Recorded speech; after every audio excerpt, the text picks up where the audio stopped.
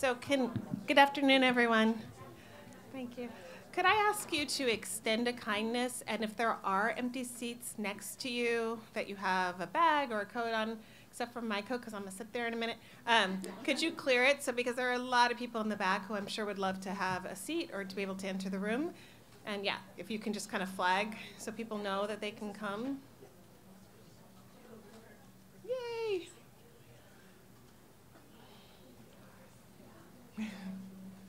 Thank you for that. That's wonderful.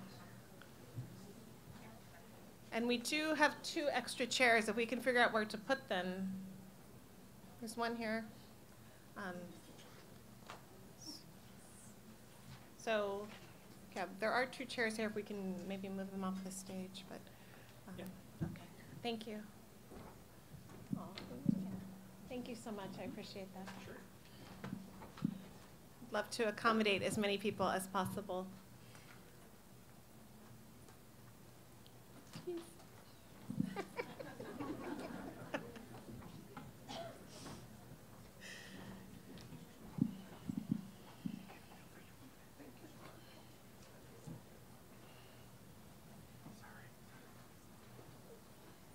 Okay, so thank you all for being here. I'm Janelle Scott. I'm a co-program chair for the conference this year, and you already know how wonderful Professor Solorzano is since you're here, but it's my honor to introduce him this afternoon.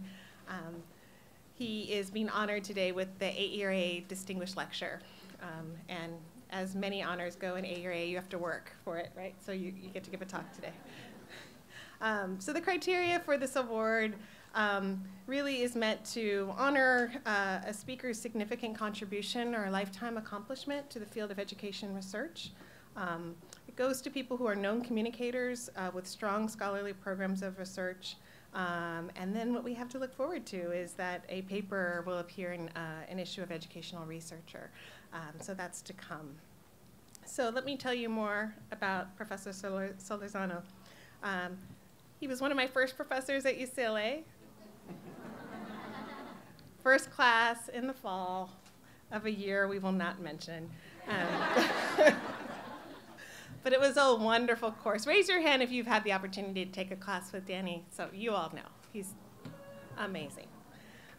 So he is a professor of social science and comparative education and was the inaugural Associate Dean for Equity and Diversity in the Graduate School of Education and Information Studies at the University of California, Los Angeles. His teaching and research interests include critical race theory in education, racial microaggressions and other forms of everyday racism, and critical race pedagogy. Over his 45-year career, he has taught at the Los Angeles County Juvenile Hall, in the California Community College, East LA College, Santa Monica College, the California State University, including Cal State Northridge and Bakersfield, and the University of, sorry, I lost my place, California Systems, UCLA Systems. He's authored over 70 research articles and book chapters on issues related to access and equity for underrepresented student populations in the United States. In 2007, he received the UCLA Distinguished Teacher Award. In 2012, he was given the American Education Research Association Social Justice in Education Award. Also in 2012, he was awarded the Critical Race Studies in Education Association Derek Bell Legacy Award. In 2013, he was given the Mildred Garcia Exemplary Scholarship Award from the Association for Studies in Higher Education. And in 2014, he was selected as a fellow of the American Education Research Association. So join me in welcoming and congratulating Danny.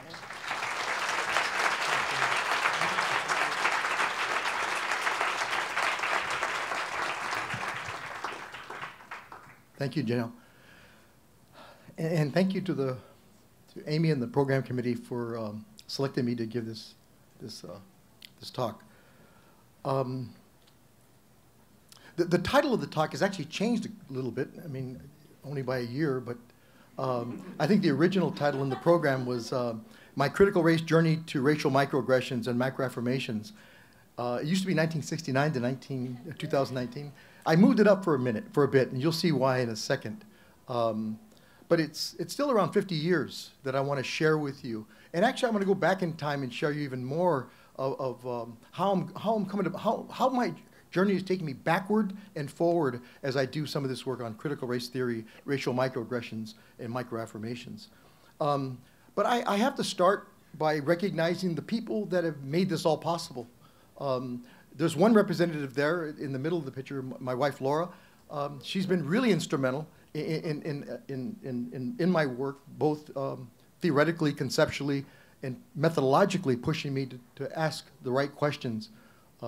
As a 31-year social worker, social work supervisor, she's really helped me think about these issues in ways that I'm not sure where I'd have found that. Thank you, Laura.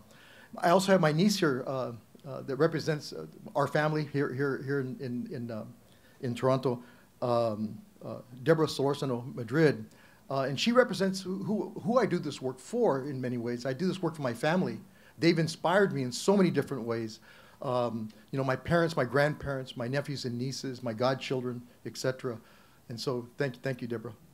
But this picture is actually an event we had at Dolores Delgado Bernal's house this last summer. And we met, and it was sort of limited who could come. Dolores only has so big a yard.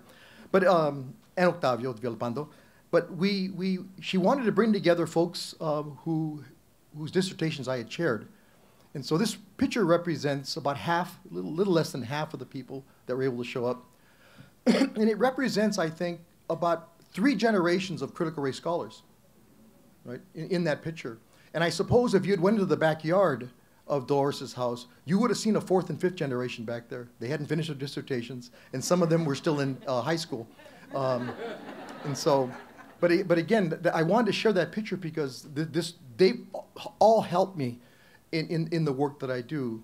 The work that I'm sharing with you today has to do with racial microaggressions and microaffirmations, but I've done other work that many of these folks in this picture, in other pictures, in other spaces, have really helped me think about these issues and push my work forward. So, what I want to talk about today, I want to try to answer 2 questions. I want to answer the question, what are racial microaggressions? And I want to ask why racial microaggressions matter, why they're important, and why we should continue to study this phenomena. And so I'm going to take you back to 1993 as the first part of this journey, and to take you to East Los Angeles College. I often work in libraries. I still work in libraries. I just like being in those spaces. I like being around stacks. I like being around journals. I like being around just those spaces, those library spaces. And I still work in libraries often, very often. I just got off sabbatical, and I spent a lot of my time at the Whittier College Library and the Occidental College Library, just being there, just working. But in 1993, I was at this library. I was at UCLA at the time, but I went back to where I was a community college teacher for 10 years at East LA College in Chicano Studies. All right. I was there from 1975 to 1985. But in 1993, around my 3rd year at UCLA, I went back to ELAC and I went back to the library just to be in that space. And as I often do, and I was doing at the time, I had a stack of journals around me, a stack of magazines around me, and there was always this stack of papers around me. And the paper in particular was a Chronicle of Higher Education. I don't know if any of you still get the Chronicle of Higher Education, the hard copy, but in those days it was the hard copy. It wasn't digitized, right? So I'd have these stacks, and there's a story that I won't go into here. I would look at the Chronicle's last 10, 15 pages, and those of you who know the Chronicle know that's where the jobs were. And I was in my 3rd year at UCLA, and I wondered whether or not I was going to stay at UCLA. And so where do you go to look for work? You go to the Chronicle. So I was looking at the stack of Chronicles, and I got to this issue. It was the July, let's go back, the July 23rd, 1993 on page A7. I got to that part of the Chronicle, and I found this article, right? This article was titled, Critical Race Theories Questions the Role of Legal Doctrine in Racial Inequality. And I had been doing work on race for quite a few years. My background is in ethnic studies generally, but Chicano studies in particular. I'm a sociologist who studies race, who studied race in the past, especially in educational context. But I had never heard the word critical race theory. In 1993, that was the first time I was introduced to that concept or that framework.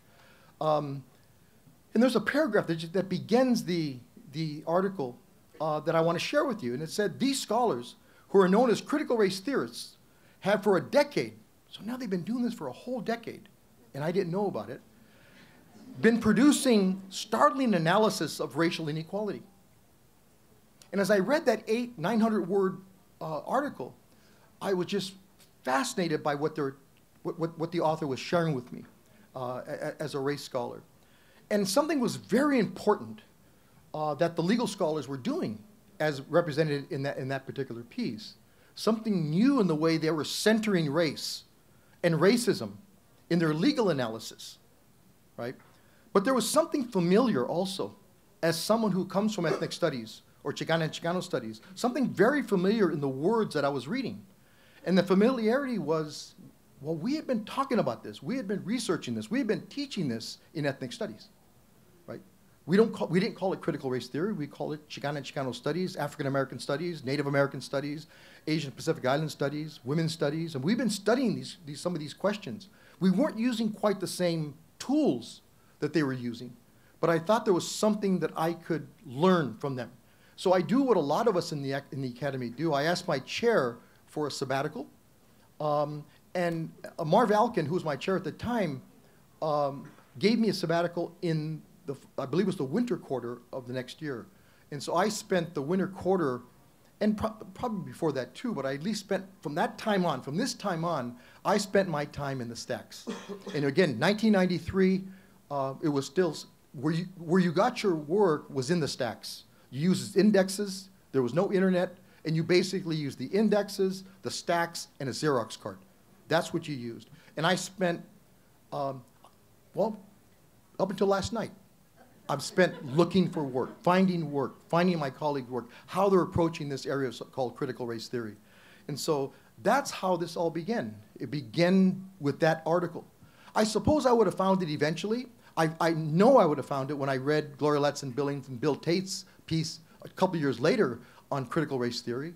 I know I would have found it if I had read some of the work of Larry Parker and my other colleagues who've been doing this work, who are part of what we call the first generation of critical race scholars. I know eventually I would have found them, but this is where my origin begins, at least in critical race theory. At least the term critical race theory begins right there. So over the years, I've had to define critical race theory. So my definition, I say critical race theory is the work of scholars, like many of us in this room, who are developing an explanatory framework, because that's what theory does, right? It helps us explain phenomena. Whether you're looking in the biological sciences, the engineering sciences, the humanities, history, theory guides our work. It helps us explain some phenomena. That accounts for the role of race and racism in education. So CRT is very specific. It unapologetically accounts for the role of race and racism in education. CRT in education works towards identifying and challenging racism. So it has this social justice sort of element to it in its historical and its contemporary forms, as part of a larger goal of identifying and challenging all forms of subordination. That's the intersectionality of CRT. So this is the working definition, and I say that, but we've been working on it now for 20-some-odd years.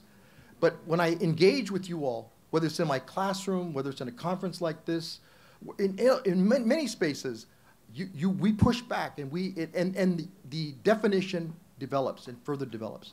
So I thank you all and others who aren't here for pushing me and my colleagues in this area. And so during that time when I was in the stacks, I came across an article in the Yale Law Journal called Law is Microaggression by Peggy Davis. She wrote that in 1989.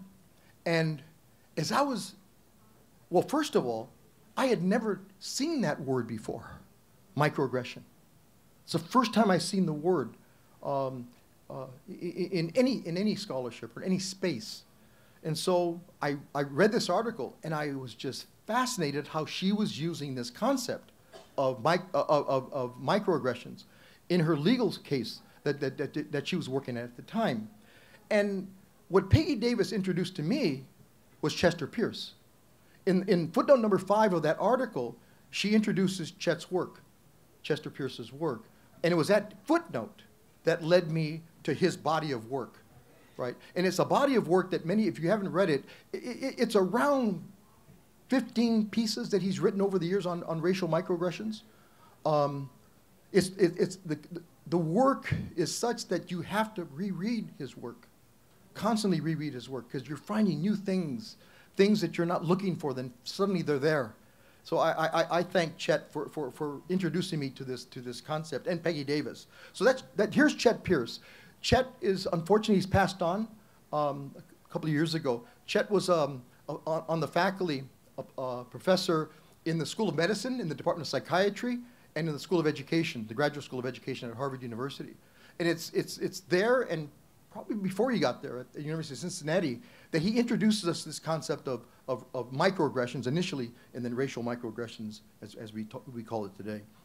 So I honor Chet for sharing with me his idea and his wisdom as I move this work forward. And I hope I do him justice. So 1970. And so we could have said 69, but I'm going to say 70, because this really is the article right here. This is the chapter that Chet wrote in 1970 called Offensive Mechanisms. And if you start anywhere, start with that article. Start with the article that Chet wrote on offensive mechanism. Because here he introduces the word microaggression. Right? This is where he introduces the concept of microaggression.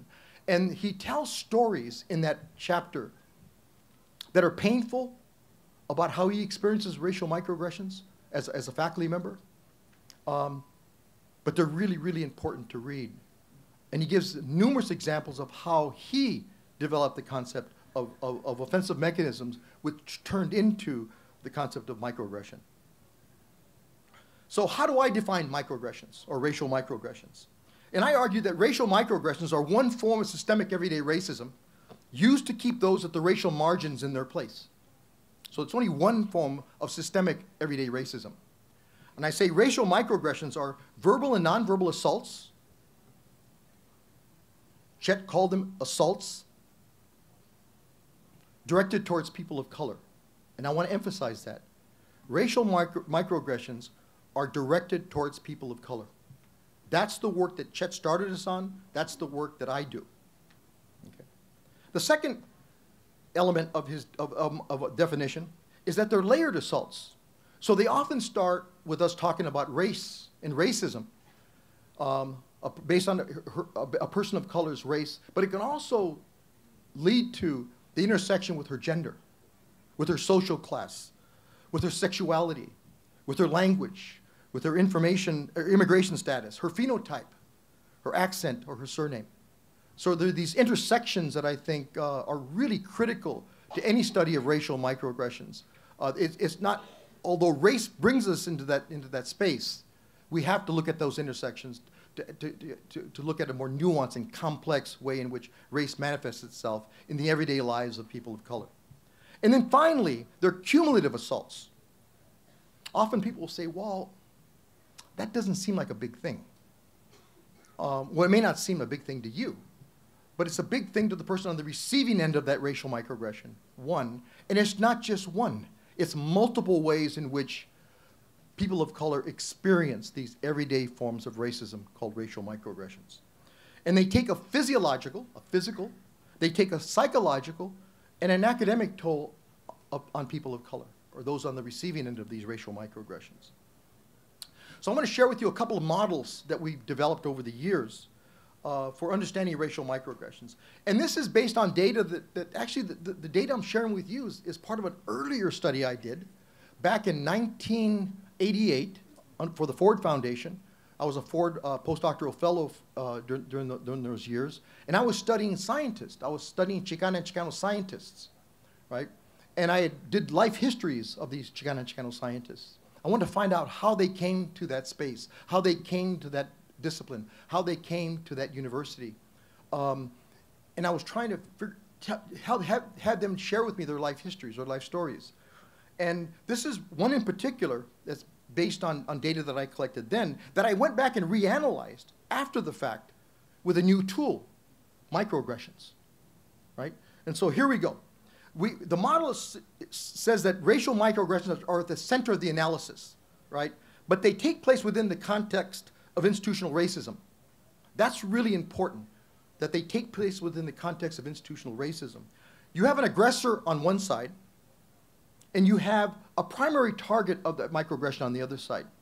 Now, there's a whole, and we'll call her Alma for the moment. There's also what we call secondary targets, and I'm not going to go into this because there's not much work in this, but I think this is a really fruitful area that we need to develop. Situations where you're not the direct target of the racial microaggression, but it still impacts you. Now, I know I've been in that situation many times when they're not talking about me, they're talking about someone else, but I'm there. I'm there. And I too experience that racial microaggression. And I think there's more research needs to be done in that area.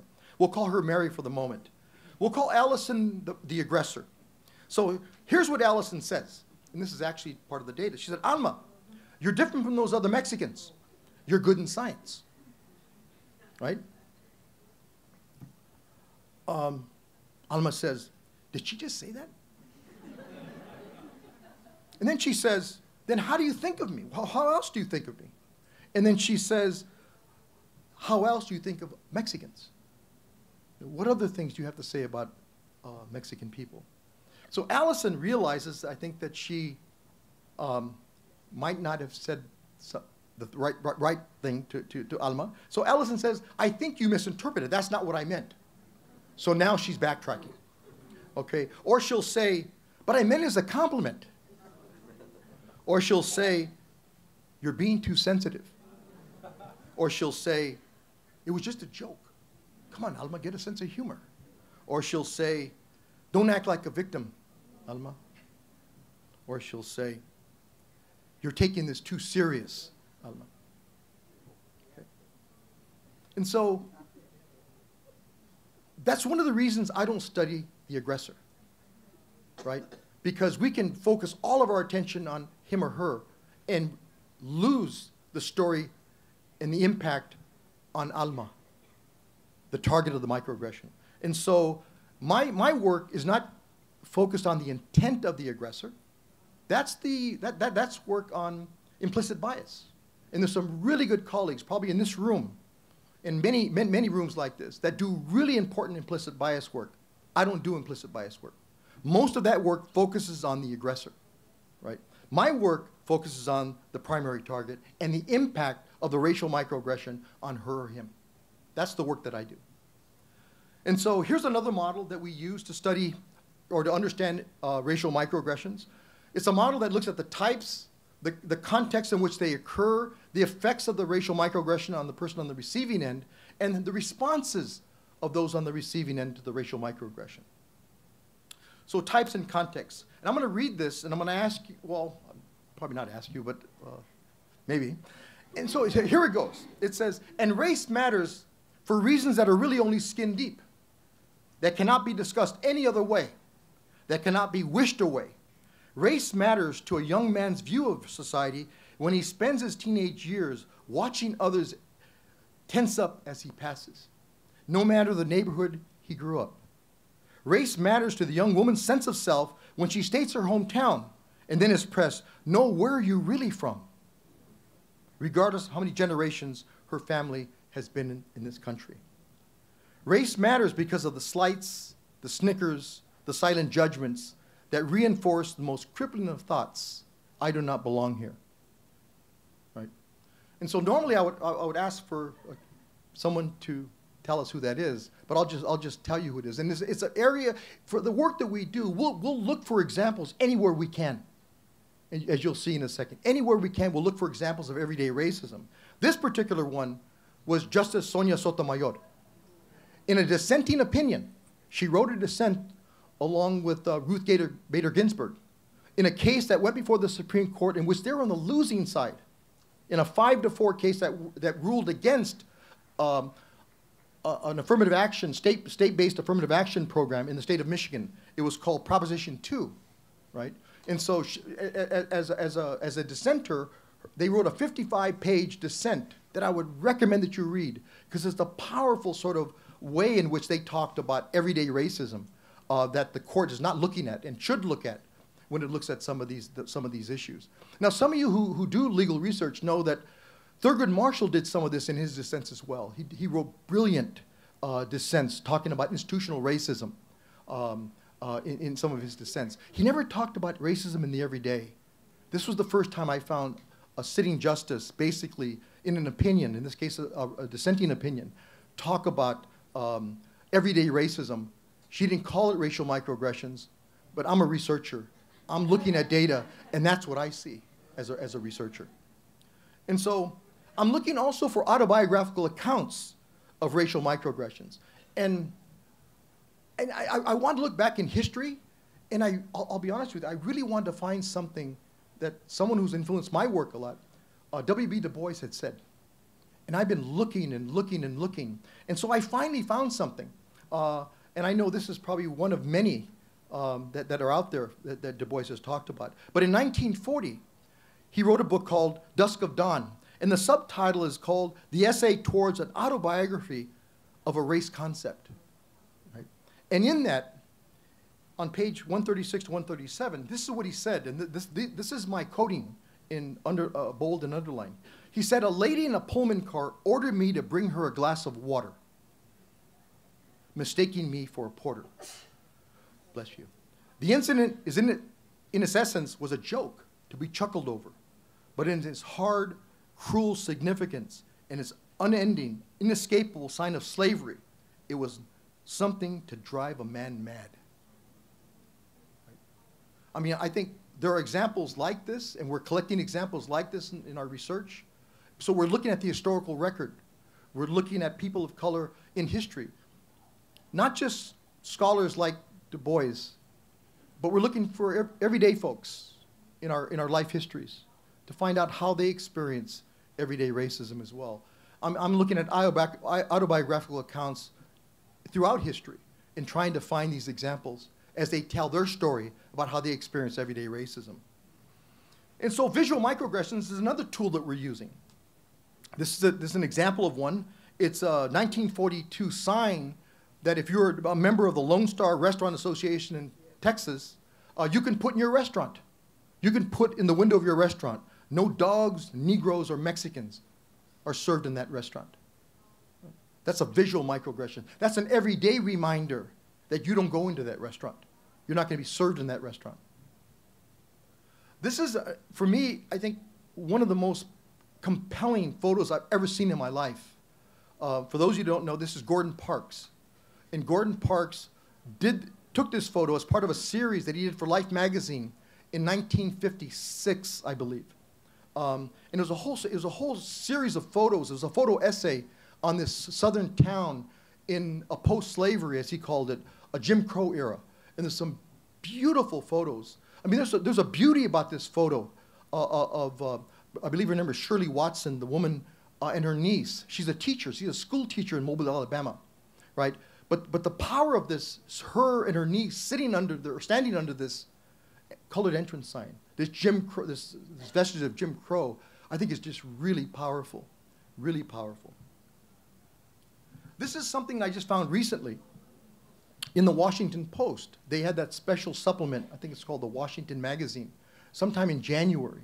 And this was an event that took place in Los Angeles, but it was actually a kickoff to a much larger event that was taking place by a group called Blexit.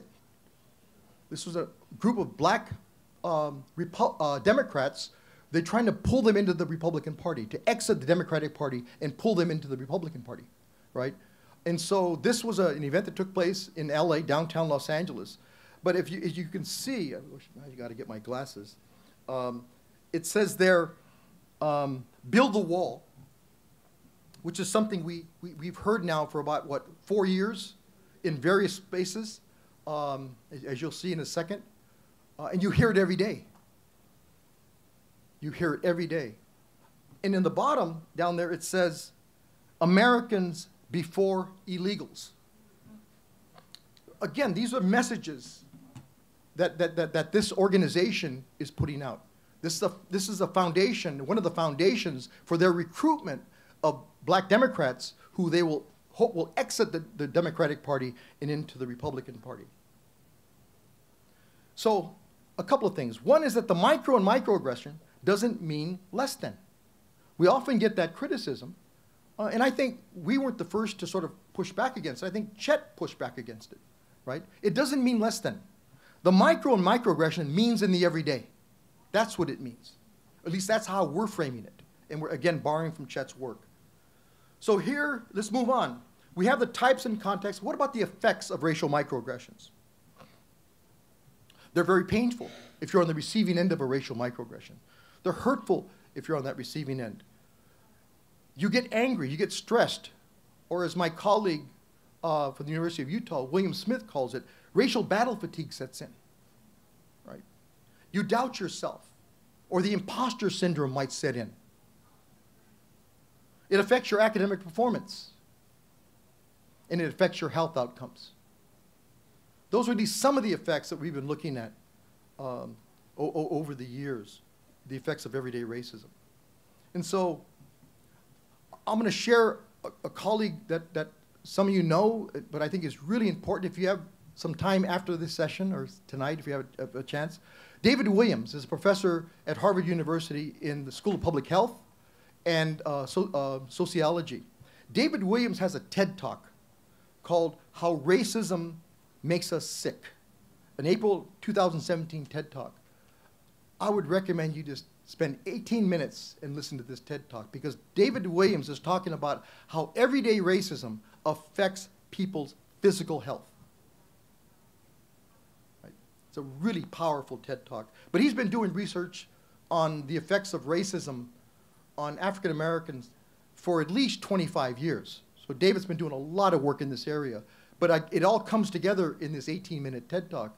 Again, there's all these other research articles that are embedded in that is distilled in this 18 minutes. But at least that's where I would start and then move out into his work, his research.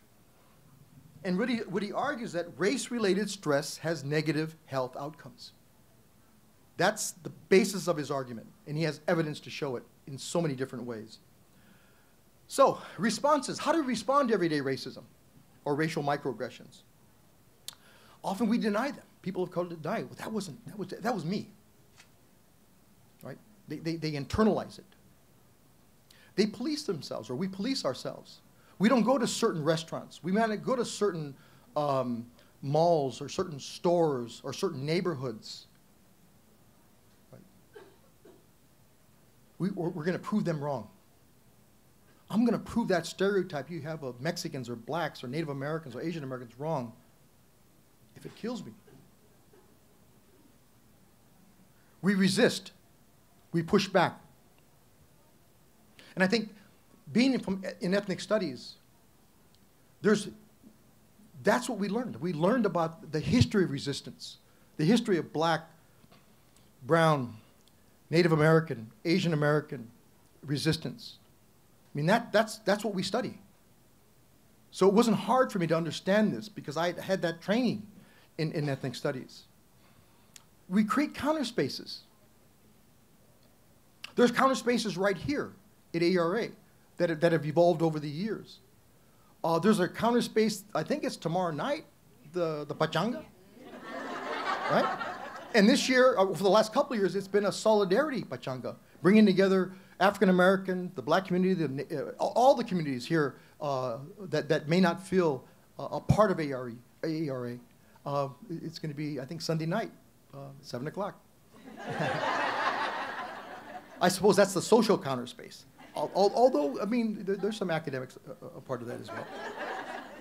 But again, you see them in the institutions that we're at, whether they're high school students sort of organizing clubs, organizing in colleges, organizing our communities. We create these counter spaces basically to heal often from what we experience in the everyday.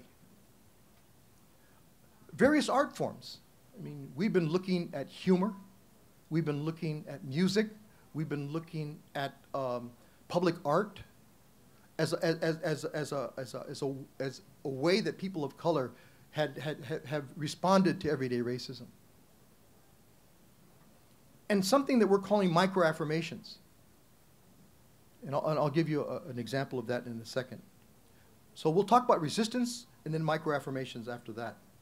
So resistance as a response to everyday racism. I read this article in 2016. It was the summer of 2016 by Nicholas Kristof. If you haven't read Nicholas Kristof's work, he writes these pieces. He's written about 6 or 7 of these pieces on white privilege. And he's gotten a lot of flack for that, those pieces in the New York Times. They call him a traitor, a race traitor. He's betraying his white race. But they're really powerful pieces that Kristof has written. This is not one of them. But this one, but what he did here, he went back home. He went back to Forest Grove, Oregon, the place where he went to school, the place where he grew up, and he wrote this story. It's called Donald Trump is Making America Meaner. And here's what he said. He said, but in the middle of a physics class at the high school one day, this spring, a group of white students suddenly began jeering at their Latino classmates and chanting, build the wall, build the wall. Right? And so it was a powerful sort of story about this. And then we find out, how do you think they responded? Well, they walked out. They resisted. They pushed back. And this particular group of mostly Latina and Latino students, they not only walked out and demanded that their principal do something, but they actually went to another high school in the area and tried to get allies to walk out with them, white allies, mostly white allies at the other school, and they were able to do that. So if you go online and see some of the marches, you'll see these multiracial, multi-ethnic marches there in Forest Grove, Oregon. But these are young people sort of pushing back against this everyday form of racism that took place in their classroom. But my sense is that it took place all over that space, not just in that classroom. The classroom just represented what they experienced in the everyday. But you're seeing this all across the country. Young people are pushing back against everyday racism, or they're organizing against everyday racism. And I can give you many more examples, but that's just one of them that I want to share with you. Black Lives Matter is another response to everyday racism. Right? This powerful sort of movement that is changing the way we think about these issues, forcing us to think differently about these issues. It becomes a mobilizing sort of cry where people are organizing in cities, in states, not just around the United States, but around the world around this issue. So the next one is microaffirmations as a response to everyday racism. So part of this story is something, again, it's things you read that sort of catch your attention. This particular one was in the Washington Post, November 19, 2015. And here was the headline. It said, Harvard Law has a serious racism problem, Dean says after black professors' portraits were defaced. So here's what happened. In the law school, like I suppose many law schools, not many education departments or schools, but law schools at least, if you go to the law schools, they have portraits of all their faculty. Really nice portrait galleries as you walk down the halls. It might be intimidating, I suppose, but that's what they do. But if you notice on the upper left-hand corner, there's something was defaced, or someone was defaced. And here, Professor Tomiko Brown-Nagin and all of the black professors at Harvard Law had their portraits defaced in the overnight. Right. They caught him in the morning and they took the tape down, but people were already posting the pictures of the black tape before they were able to pull them down.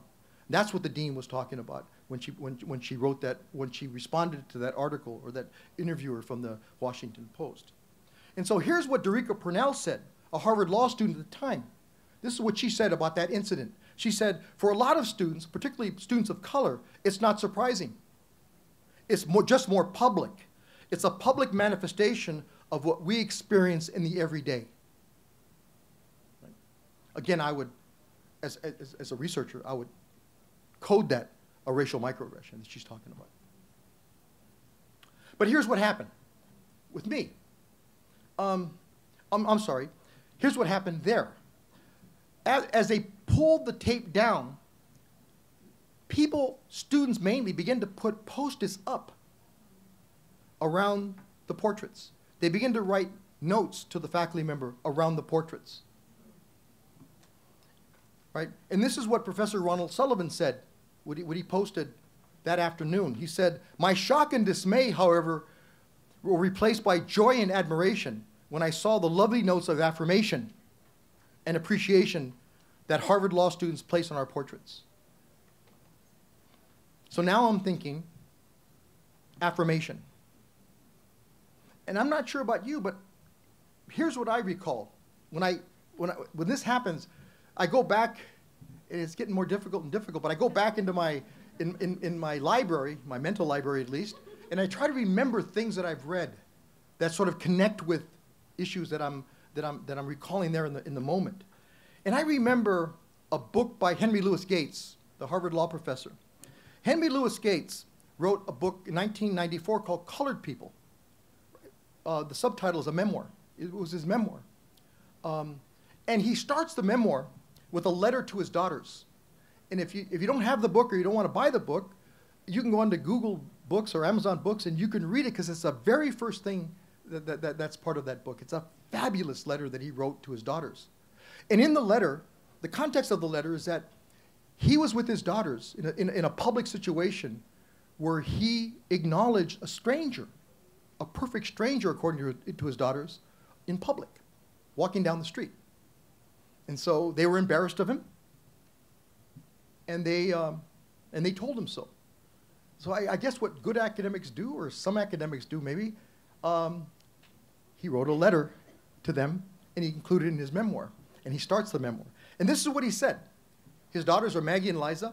He said, "Dear Maggie and Liza, last summer I sat at the Sidewalk Cafe in Italy, and 3 or 4 black Italians walked casually by.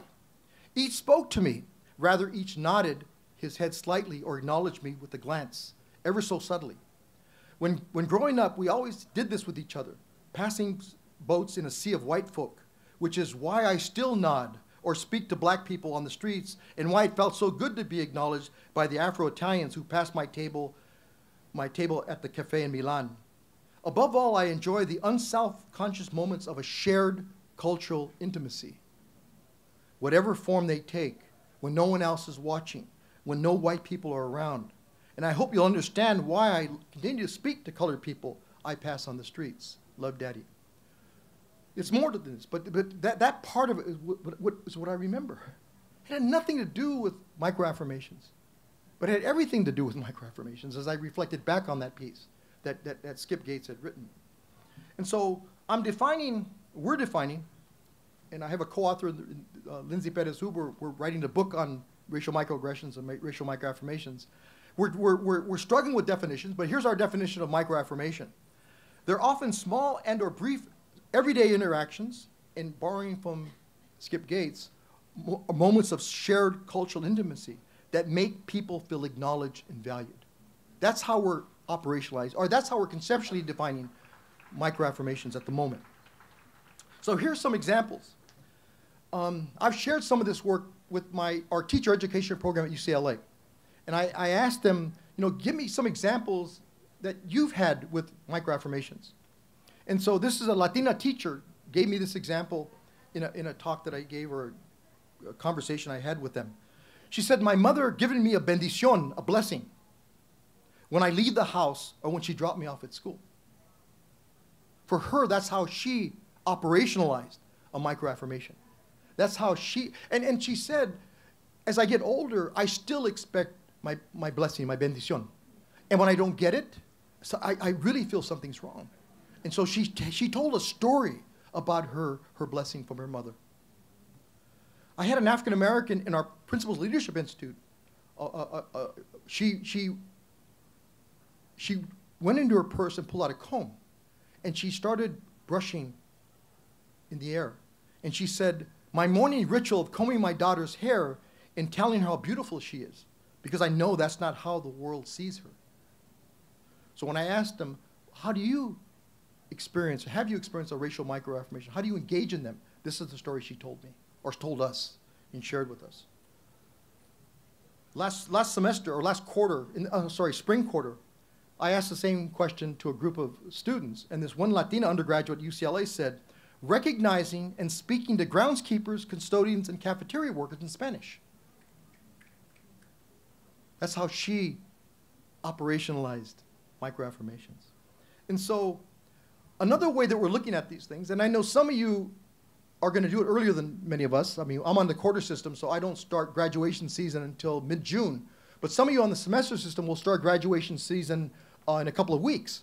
And so the racial ethnic student graduations as microaffirmation, I think, is really powerful.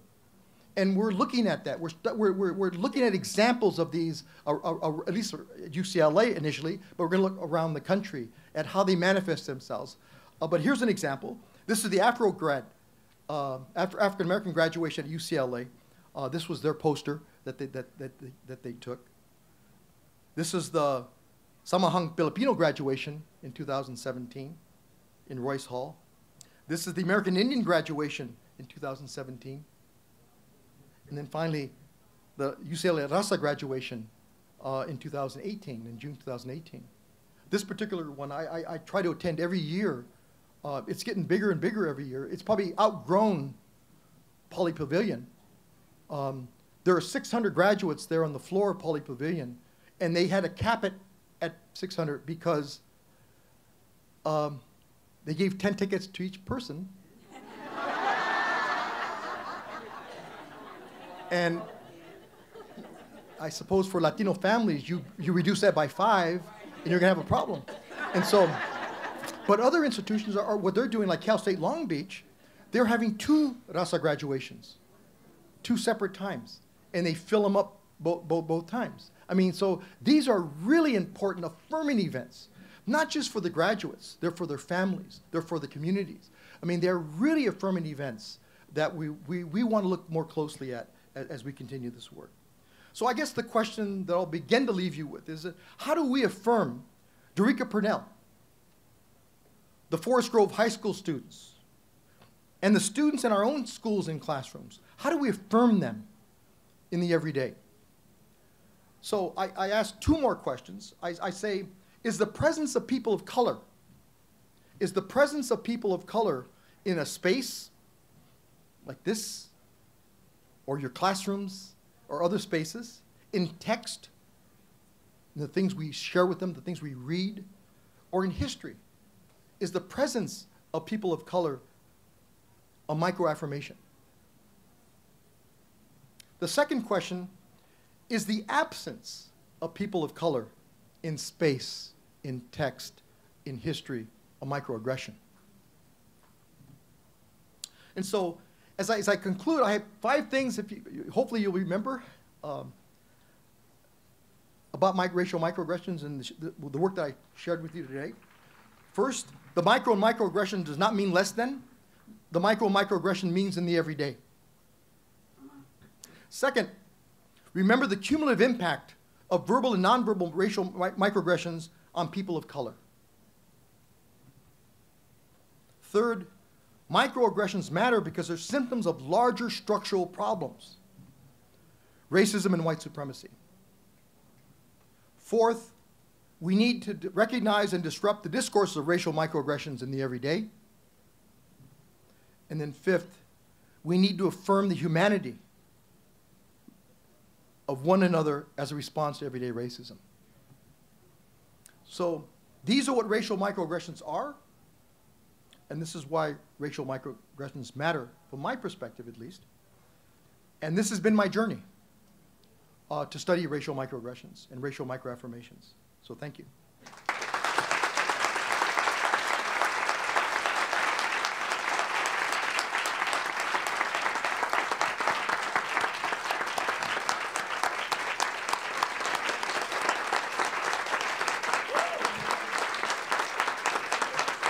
Absolutely.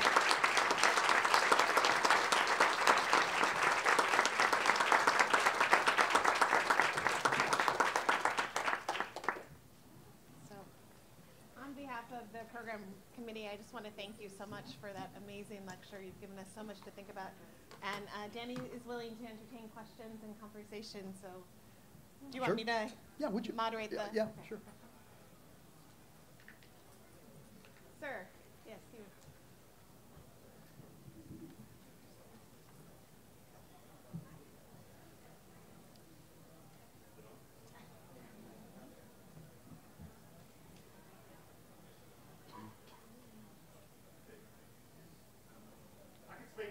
Okay.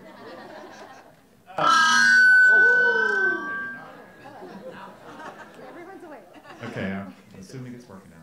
Okay, first I want to say thank you. This has just been an honor for me as a student, or as a former doctoral student that is now a faculty member who's read your work, and just want to say thank you.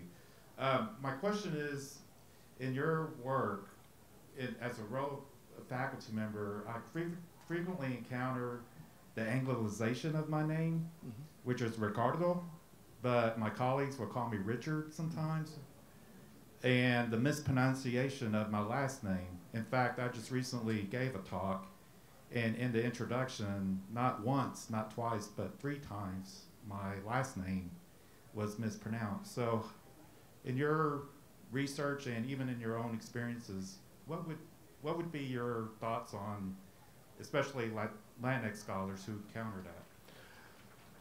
You know, Rita Coley, her and I wrote a paper on that, on racial microaggressions and naming and names. And we provide some evidence. We did a survey of folks. Give us examples of how their names have been mispronounced or changed, just changed the names. And so we actually wrote that piece about 8 years ago, Rita Coley and I. And so so we call that a racial microaggression, absolutely.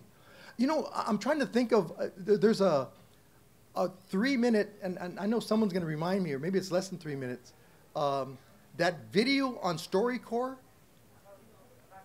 Facundo. Has anybody seen that? What's the actual title? It's about Facundo, but it's Facundo the Great. I recommend that you Google it and watch it. It's a short piece that deals with this very issue of naming. And it got humor involved, but humor can teach as well, much better than sometimes we can. And so I would recommend Facundo the Great at StoryCorps. And then if you want to read Rita's in my article, Rita Coley in my article. Any others? Yes. Everybody hear me? Oh, yeah. My name is Dominic Davey. I'm a second-year student, doctoral student. And I appreciate this. Thank you, first of all. But I appreciated your presentation, because right now at my institution, a couple of students are trying to organize Black graduate students because there's really no space for us. And we go to a PWI. So, like, I think it's dope that they have different graduations for different ethnicities and races of students, but there's like a lot of students in those pictures, right? I don't think there's a lot of buying at my institution because there's not a lot of us to begin with. So organizing is like, you might get 1 or 2 or 3 people to come to a space, and then that discourages other people from wanting to get involved. So yeah, it's like we're working backwards trying to get people to come out, and we gotta, like, you know, for the thing to be worth it, we have to open it up to not just have, not be a Black space. So yeah. Any, I guess, suggestions or? I mean, it could begin as a space for students of color, folks of color, and then eventually, you know, as the numbers get larger and larger, I mean, we may move into our own sort of separate spaces, and there's nothing wrong with that. But at least to honor initially that we don't have the numbers, I think is really important. I'll give you an example. I go to a graduation that's only in its 2nd year at UCLA. It's with formerly incarcerated students. And that's a very small group. So at the first graduation, I believe there was 8, but yet we honored them. They brought their families, they brought their community into that space there at UCLA. The 2nd year there was 12 or 15. I mean, I'm not sure what it's going to be this year, but you know, it's going to grow. But it has to start somewhere, and I'm really happy that if it starts with 3, if it starts with 4, it's the community. I mean, those 3 or 4 bring family and friends, and so it would be a celebration from my perspective, absolutely. But the idea that it would grow into something much bigger, and unfortunately, well, not unfortunately, sometimes we do have to go our separate ways when they get really big, and that's probably a good thing. It may be that we do one for all folks of color, and then have a separate for specific racial and ethnic groups. but know that it's in love that we're doing that. Absolute love that we're doing that. Yeah. Yes. Thank you. Hi. Thank you so much. Muchísimas gracias. My name is Cynthia Salazar. I'm a PhD candidate at the University of Maryland, College Park. So thank you so much for your work. So my question, I took notes because I don't want to talk and go off racks or whatever.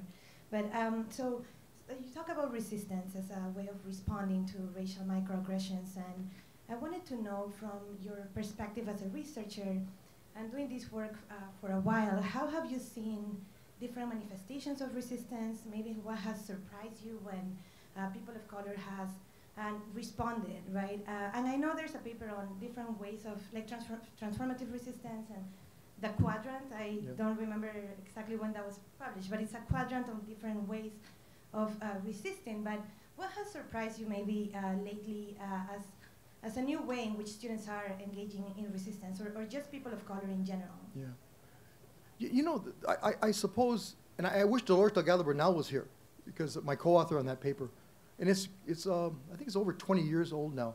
In fact, just to give a shout out to Dolores and I, and she left right now, Sharim Hennigan Martinez, and Sylvia Morales, one of Dolores' students. We're actually we're updating that article on resistance theory, and we have a special issue in urban education coming out.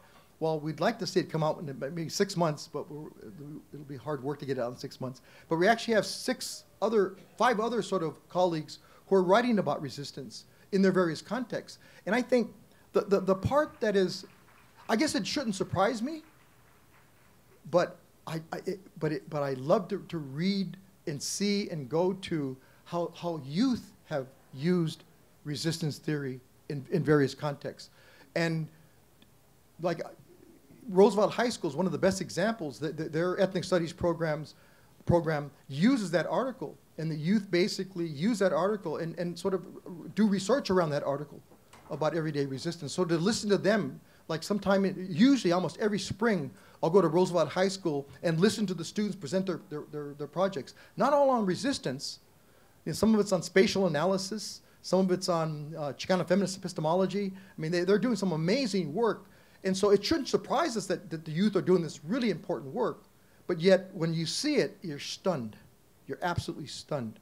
And so I think the youth are leading, what I can see, the youth are leading us right now. Because they're using social media in ways as resistance that I don't have a Facebook account. I don't tweet. I don't do any of that stuff.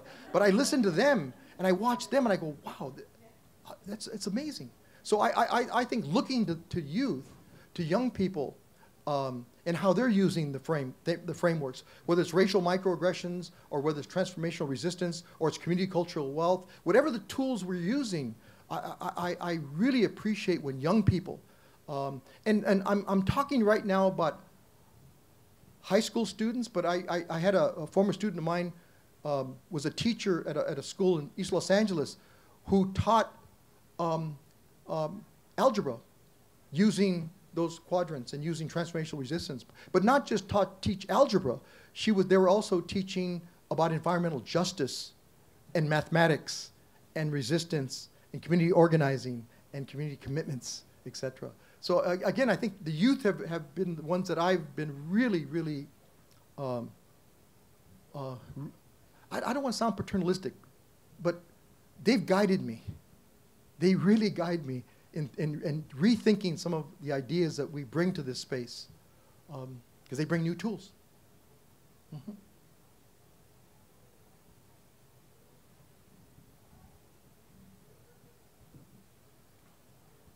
So related to your talk about microaggressions, and then the counterbalance of that is the microaffirmations. Mm-hmm. So I kind of have like a two-part question. So one is, my background is actually, I am from Mobile, Alabama. So I'm from the University of South Alabama, and we work a lot with teacher training to improve cultural competence with teachers, and we've been able to have really interesting and progressive dialogue between teachers, especially Caucasian and African American teachers.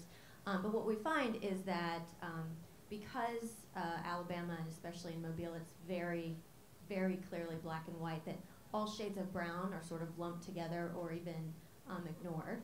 And so conversation tends to be extremely focused around the effects of the civil rights movement, which is very traditionally focused on African Americans and white populations. And so, so what we experience is a lot of the teachers, especially the Caucasian teachers, they experience a lot of shame and therefore don't necessarily feel often comfortable engaging in these types of conversations.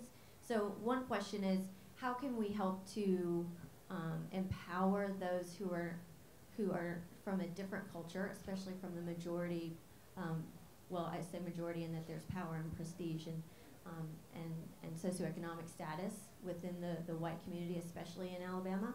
But then also, how do we bring to light this other unspoken ignoring of the smaller groups of brown individuals in the community? And so, and does it have to come from within a race or within culture, or how do you cross those boundaries? I think there's probably a simple answer and probably a much more complex answer. I think the simple answer, you have a lot of work to do. You have a lot of work to do, because I think I mentioned ethnic studies. I mentioned these sort of histories that I talked about. I mean, that takes time to bring, for in this case, white teachers, to educate themselves about the communities in which they're serving. And it's a lot of work. And so, and often we rely on folks of color to do the heavy lifting. And I think the heavy lifting in this particular case has to be white teachers who truly want to serve their students and serve their communities. And so, and the second part of that, I think, is alongside of that, it's a lot of work to bring in the voices of Latino workers or Latina workers or Latina history, and maybe to that region, maybe even to that state, locale, but it may mean that you have to go wider and bring in that history into that conversation. But that too is work. So I suppose, I guess my simple answer is that it's gonna be strategic, a lot of work that goes into this, and I think sometimes people, when they realize how much work it is, they sort of, well, I was just kidding.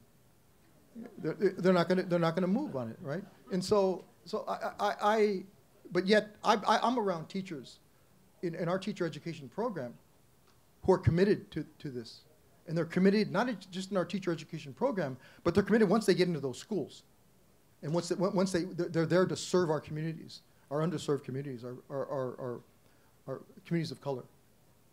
So, okay. Any others? Yes. Okay. Thank you again, Dr. Solorzano, for all your work. My question is, both of microaggressions and microaffirmations, it's very responsive and reactionary, and I wonder if you've thought about ways where at one point in time we can not be always reacting, right? Like either we're responding with a microaffirmation or we're responding to a micro, it's always like we're responding. Do you see or have you thought about ways or possibilities where there's ways to think of like we're not responding, we are proactive. I don't even know how the words yet to think of a way that we are not just always responding. Yeah. Well, I think that a microaffirmation is proactive. I mean, it's that what Skip Gates talks about. It's that sort of acknowledging another African American on the street, no matter where that is. That's proactive as far as I can tell. When a student takes the time to talk to a custodian on the 3rd floor of Moore Hall in UCLA, that's proactive. So I guess it depends on how you're interpreting it, how you're reading it. But a lot of these are proactive. I understand what you're saying about, we're often, sometimes, I mean, maybe most often, we're reacting to an event in your department, in your school, in your community. But I think sometimes we can turn that into sort of a proactive. I think ethnic studies has and continues to be proactive in the way in which we engage our communities, the way we teach the histories of our communities, and teach the contemporary conditions of our communities. So I think that's very proactive as far as from my perspective. Mm-hmm. Hello, thank you so much for your really inspiring work for such a long time. I was really interested in the way you were talking about aggressor and target and why you do not, or that just your decision to not focus on the aggressor. I found that really just thought-provoking. And it just felt to me like how I was interpreting it is that you're saying most likely the aggressor already gets quite a lot of attention, so we need to focus our attention on healing and supporting people who have been targeted.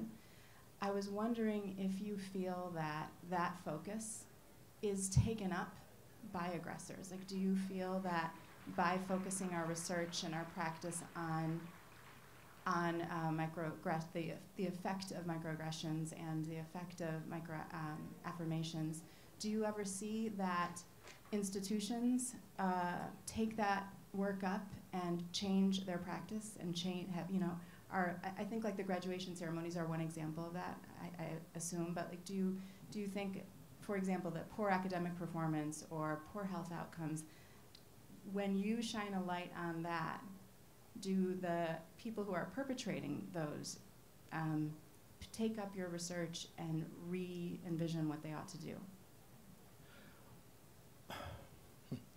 There's a tool in critical race theory called racial realism. And racial realism argues that racism is permanent, right? And that when you think that you're experiencing gains, that it's so permanent is that it adapts. So I've experienced a lot of adaptation by institutions when folks of color make inroads at their particular institutions. Institutions adapt, and they maintain sort of the previous status quo of, in many cases, white privilege, right? And so that's my concern. And so that's why in answer to your question about has anybody taken up our research, well, here's what happens often. Someone, and this is a problem. I'll go to a university and talk, and they'll bring me out for a day, maybe one talk, maybe two talks, and then I'll meet with administrators, I'll meet with faculty, and then I'm gone. And then they have to deal with it. And the question then becomes, I'll get emails from faculty saying, well, you're gone and it's gone. We're not talking about this anymore. And so, and I struggle with that. I struggle, I mean, is that the best use of my time to go to spaces like that? I would like to know, I would like to think that people, institutions, are serious about trying to change the campus racial climate at their institutions. But it's an ongoing effort. It's not going to end with just someone like you all coming into that space and trying to share your work. As evidence-based as it is, and as powerful as it may be, you know, sometimes when you're gone, it's gone. And that's that's my concern. So often what happens is, I think, it's at the institution itself where you have these grassroots sort of efforts on the part of often students who are pushing us. But what they do, though, often is that they look at the student and they say, well, she'll be gone, or they'll be gone in X number of years, especially undergraduates. They know there's a time limit, and sometimes they wait you out, and they will wait you out, right? For graduate students, a little different, but then graduate students also have a different timetable, and there's a part of that timetable that takes you away from the university. So that's how in part I respond to you. The other thing, you know, our colleague, Daryl Sue, deals with perpetrators or aggressors. He's a counseling psychologist, and he studies counseling dyads. So in his work on racial microaggressions, he does study that. So I would reference or read some of Daryl's work and some of his former students' work. They're doing some really, really important work, I think, in this area. It's just not the work that I do, right? Now I say that, and I'm not sure I'm going down a rabbit hole here. I say I don't talk about perpetrators. We don't, but we do. So sometimes people will ask me, can a person of color engage in a racial microaggression against another person of color? Well, I tried to give you a couple of examples there. I think that one example of Blexit was an African-American political group that's targeting, immigrants, what they refer to as illegal immigrants. And so, but there are other examples of how that plays out, not just between groups, but within groups themselves. I mean, within the Latino population, within the African-American population. I mean, within the Latino population, one of the ways in which we differentiate, it may be by citizenship status, but it also may be by skin color, phenotype. And that happens in other racial groups, ethnic groups as well. So again, that's not the work I'm doing right now, but I know that's the work that needs to be done, where the perpetrator of this microaggression is another person of color, and the target is another person of color. That's important research, and so when I'm in spaces like this, I'm hoping that someone's going to pick up these questions. Maybe I figure out either if you're a doctoral student or if you're a faculty member, just sort of see if we can try to answer this question or begin to answer this question using different methodologies. Thank you.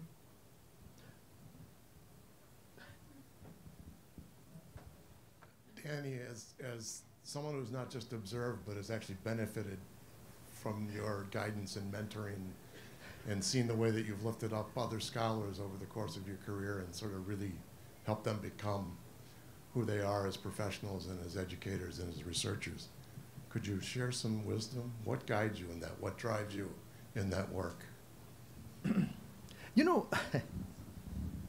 When I told you I was doing work, and it probably begins before this, but here's one point in time. I was doing work on MSc, Math Science and Engineering, and I had an ETS fellowship. I'm not a psychometrician. I had an I was in the social policy side of the house, and we were looking at the lack of African American and Latino and Latina in those fields. And so I did my postdoc there at ETS. I got a Ford right after that, and I continued the work. But one of the things I did is I looked at the numbers. I looked at the survey of earned doctorates, and I was able to get some money from the Tomas Rivera Center to go to DC to basically get the data, to collect, because they printed up, those days they would print hard copies of data, and then you had to analyze the data on hard copy. Anyway, I remember going to DC, getting the data, bringing it back, I mean, having them school me on how to use the data, how to interpret the data, not how to interpret, how to use the data. But I remember the numbers. And at the time, I hadn't got to UCLA. At the time, I was on my way to Cal State Bakersfield in sociology. And I remember the numbers were just dismal. And by the way, they're still dismal, right? And I remember those numbers, and I remember asking myself, and maybe this was selfish, or maybe not, maybe that's the wrong word to use, but I thought, how can I change those numbers? How can I have a little impact on those numbers of folks of color in the doctorate? And so it wasn't going to happen at Bakersfield other than training or preparing people to go on to graduate school. But when I got to UCLA, I had an opportunity, to have some really, really, really important, really good students. I mean, you've seen about 30 of them up here. As I stand here right now, there's about 70 folks of color that I shared their dissertations to completion. But that's only part of it. Like you, I served on your committee, and I've served on other committees. That number's over 200. So that's what drove me, those numbers. And what drove me was that I would see students, undergraduate students, that I figured, you know what, they should be moving on to the doctorate. But when I would talk to them, they would say, no, I'm gonna go to work. I don't have any plans. Has anybody ever talked to you about graduate school? No. So, they'd get the Solorzano sort of spiel, right? And so that's another part of it. I mean, again, the numbers drove me, looking at the dismal numbers. And they still drive me, by the way, unfortunately. I mean, some schools are doing better than others. But I think as higher education goes, we got to do a lot better. I mean, and we got to do a lot better about folks like yourself who are the only one or very few in your spaces and try to create spaces for those colleagues like yourself to do the good work that you're going to do, to get the support that you need, right? If you're in a place like UCLA, I try to create a space that allows people to bring ideas into a space, right? Someone referred, it's called a RAC, a Research Apprenticeship Course, that I've had for about 20 years now, a little over 20 years.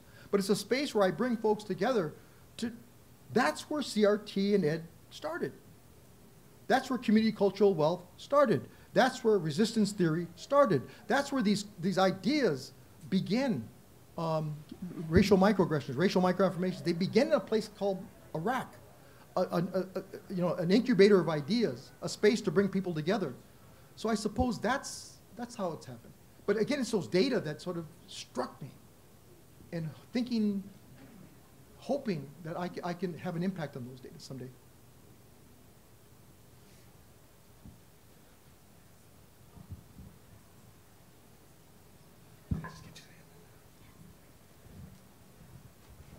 Thank you so much for your talk. It's illuminating.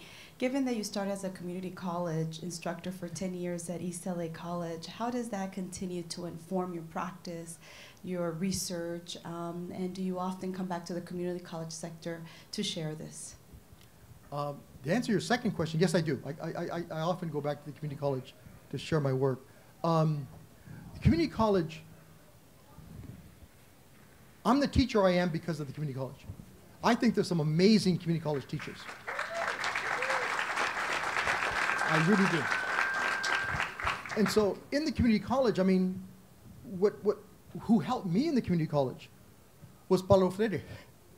I mean, his pedagogy helped me think about my classroom, think about how I'm going to engage with my work and get students to engage in that work as well. So Freire helped me. Freire continues to help me in the work that I do. And so, but you know, we have some real challenges at the community college. We've always had challenges. And I think that some of the research that we've been doing over the years is looking at some of those barriers at the community college that are keeping the numbers of students who aspire to transfer to a four-year school and are not transferring to four-year schools. And often it's because of structural, curricular, pedagogical issues that are taking place in the community college. One of them is developmental math. I think that still is a critical issue at the community college. We looked at some data, Nancy Acevedo and I, and is Ryan out there, Ryan Santos and I, we've looked at data on this very issue of developmental math and the effect it has on just staying at the community college, right? Taking that test, that assessment test, and I know they're changing that in some states, in some regions of states, but how that test basically places you in a sequence of classes that are going to keep you at that community college for an additional 2 or 3 years.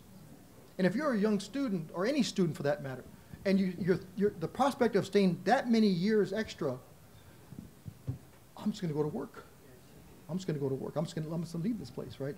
And so those issues, so one of the issues that I think that we can deal with, I think it's a curricular issue, partly, but I think it's a pedagogical issue as well. I think the way we teach math, we can improve on that. We can improve on that. And I think it could affect those numbers, those unfortunate numbers of students who we lose. That's talent that we've lost, big time. And it's mostly working class students, and it's mostly working class students of color that are being affected by this.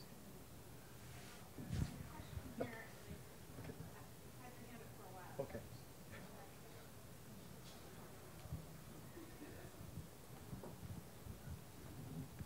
So first of all, thank you for the work that you do. I'm a senior undergrad at UC Riverside, sociology and education double major. I'm so happy to be here. I am a transfer student too, so hey. So I have kind of two comments. So the first one is about microaggressions. So I go to a lot of cafes and I often hear like side conversations over here. So I feel like the aggressor, primary target complex is kind of different sometimes. So I wonder if that's something that you've talked about before. And then the second thing is about resistance identity. So in sociology, I've been introduced to Victor Rios and resistance, forms of resistance. And I just want to know what you think about students that embrace criminality to contest the system that sees them as criminals.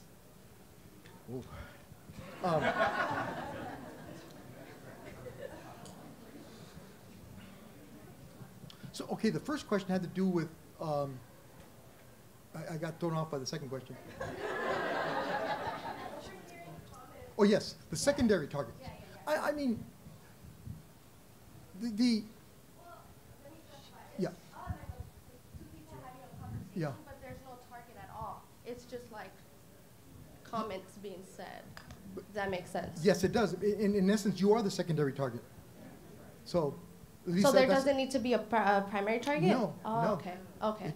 Exactly. No. Okay, and so, does that answer the question? Yeah. Okay. Okay. You know, I mean, the second question is a more difficult question because I think criminal offenses or criminal behavior in our community that hurts people in our community. I would want to know more about what they were doing. I mean, if they were engaged in behaviors that were physically hurting other people in the community, that's one thing that's very different than, say, engaging see, criminal behavior has sort of a range. And I'm not sure if I can answer that without understanding the range of criminal behavior that might exist in our community. I mean, I'm thinking of Nipsey Hussle's murder. I mean, is that resistance? No, I don't think it's resistance. His being murdered on the streets of Los Angeles last week. In front of his store. I mean, I'm not sure what the young man's reason for. I mean, they say it was a personal beef, but I don't think that is. I don't see that as resistance. No, not at all. But there might be other forms of criminal behavior that the state may claim as criminal behavior that I would see as resistance. I mean, you see that in our communities when people. When they demonstrate, when they demonstrate and are around issues, whether it's on campus or off campus, the state may think of that as criminal behavior, but others might think of it as genuine resistance to oppression. So it's a complex question that I don't know if we have enough time to engage you, but I appreciate the question, and to be able to sort of engage in a conversation about this. Thank you. Hi, thank you so much. I'm sorry, that sounds so loud to me. Thank you so much for all of your work. It's been really inspiring to me. I'm a graduate student, a master's student, and this is my first time at AERA, and I'm really thrilled to be here. But one of the things, I've sort of had this education in the last day and a half about what AERA is all about and the climate and the norms around being here. And one of the things I've heard mentioned by a variety of people is that one of the norms is around sort of being nice to each other and everything being copacetic and not ruffling any feathers and everything just being peaceful and chill. And as you've been talking today, I've been thinking about that, and I've been thinking about that partially as possibly a facilitator of racial microaggressions, because if somebody says something, we're supposed to make it calm down, right, and not sort of escalate.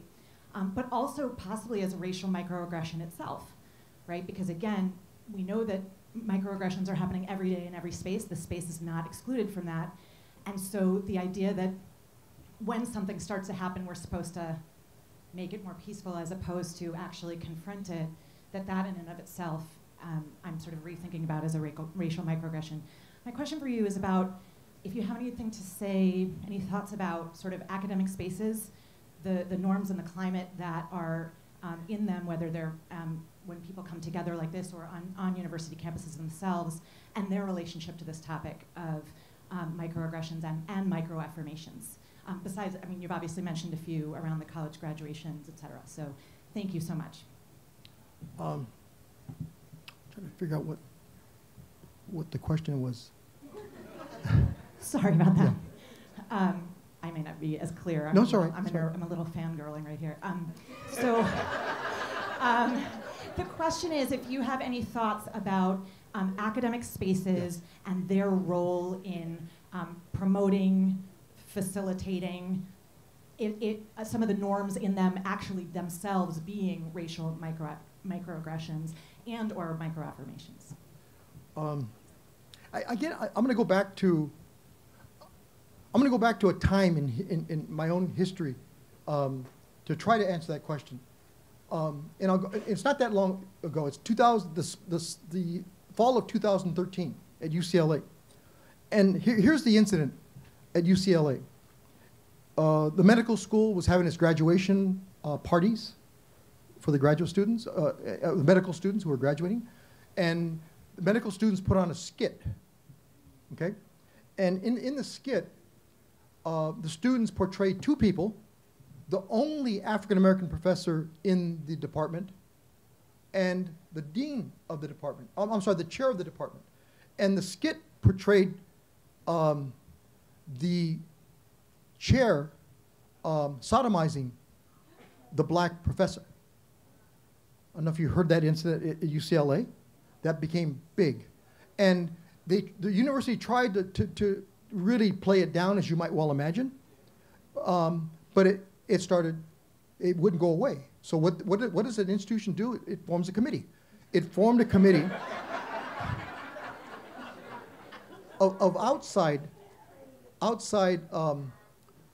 folks, investigators, led by a former Supreme Court Justice, the California Supreme Court, Carlos Moreno. It's called the Moreno Report that finally came out.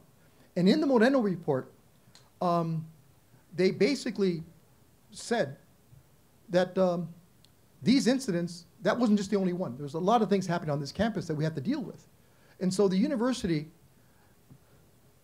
moved to try to deal with that issue in various ways. One of the things they did, and I applaud them for doing this, I'm not sure how far we've advanced since they've done it, is that we were one of the first institutions to have a vice chancellor for diversity, inclusion, and equity, or something, or maybe the opposite. But it's Jerry Kong became our first vice chancellor, and he's led a pretty good effort to try to change the climate at UCLA. But there's still things happening. They still haven't. We still haven't addressed some of the underlying ideology that exists within our school, within our university, and many universities. And that ideology, quite frankly, is white supremacy. And it manifests itself in different ways in different parts of our campus, right? And so I don't know if we are moving in the right direction. I hope we are. But here's what happened also. And it went to the state, to UC system-wide, and the president of the university set up another committee, and that committee came up with an idea that they would go to every institution, all 10 UC campuses, and do a one-day training on climate. And I was asked to do, and Lindsay Perez-Uber and I did all 10 of the microaggression talks. And we talked to leadership. No, we talked to the vice chancellors, all the deans, and I don't think we had chairs. They didn't put chairs. I wish they would have put chairs there, but they didn't put chairs there. But so we talked to leadership. But it was one of those things where we'd come in for a day, we're gone, and we haven't heard anything that they've done. In fact, they used to have a website that some right-wing folks went after that website, and so they took the website down. Come on, they were just giving resources for faculty and students, and I suppose, maybe I shouldn't say this publicly, but they caved, I think, to those right-wing conservatives who attacked them. I'm talking about the central administration up in Oakland. But the bottom line is that you could have predicted that this wasn't going to, you weren't going to get what you wanted out of this one-day event on that campus. You needed that sort of, you needed for that campus, each campus, to commit itself to changing or trying to change the campus racial climate at that institution. And it can't be done in a day. It just can't. So I'm not sure if that answers your question, But I'm hoping that if there's a takeaway here is that, you know, don't call someone like me to come in, or some of you in this room to come in and resolve this. It's really up to the institution itself. It's going to happen there. It's not going to happen. I mean, someone like me or someone like you all can sort of be the catalyst to start the conversation, but the conversation has to continue. Otherwise, it's not going to change. And we're in a time right now, and I know we got to stop. We're at a time right now where this is getting worse and worse on our campuses. Really getting bad on our campuses. So thank you, everyone. Thank you so much. Oh.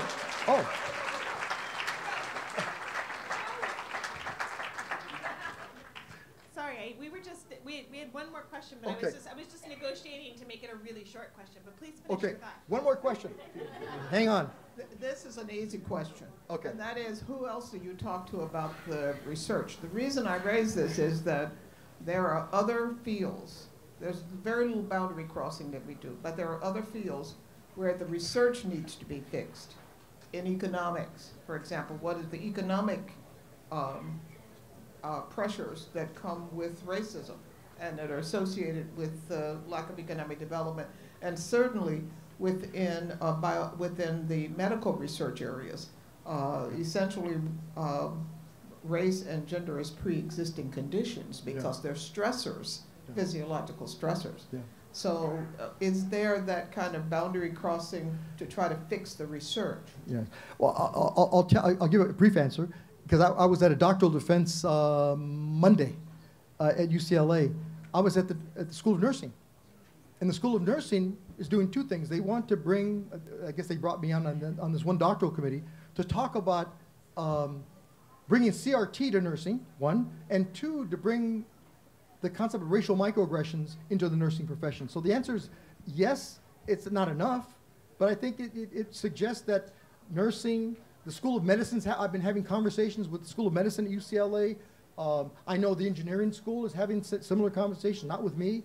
But yeah, we're having these conversations. I wish there would be, I wish public health is also having these conversations. I mean, we are, I suppose, and I think we've got to be more coordinated in how we deal with these issues. So now I can say thank you. Thank you, everyone. Thank you, everyone. Thank you, Professor Solorzano. Thank you.